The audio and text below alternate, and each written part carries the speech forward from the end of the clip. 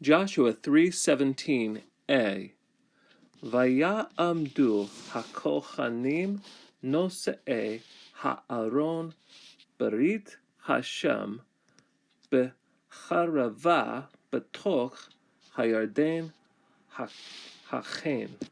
The action is moved forward by this verb, haya'amdu, and they stood firmly, using this infinitive absolute, and they stood firmly. The subject is the priests carrying the Ark of the Covenant of the Lord. They stood firmly upon the dry ground in the middle of the Jordan. So this verse has kind of three sections. We have the subject, and we have the prepositional phrase, and then we have the verb, the action associated with these. So again, the subject being the priests who were carrying the Ark of the Covenant of the Lord, very detailed.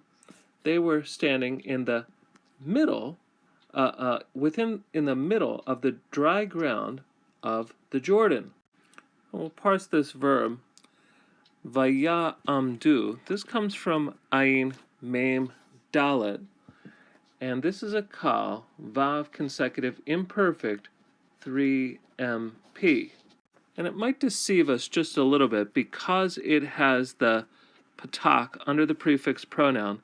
However, the patak here is demanded by the strong guttural letter, the ayin. So this is actually just a kal. That's the way a pei ayin verb looks. Now the word chachen, this comes from kaf, vav, nun, to be established, and it's a hollow verb named for the vav as the middle root letter. Now in this case, we can see there's a hey on the front, which is the theme letter for the hiphil stem. So this is hiphil, infinitive absolute. That is, this verb in a way complements this verb. So they stood firmly. Now, just in brief, note that the verse only has one action word, and they stood.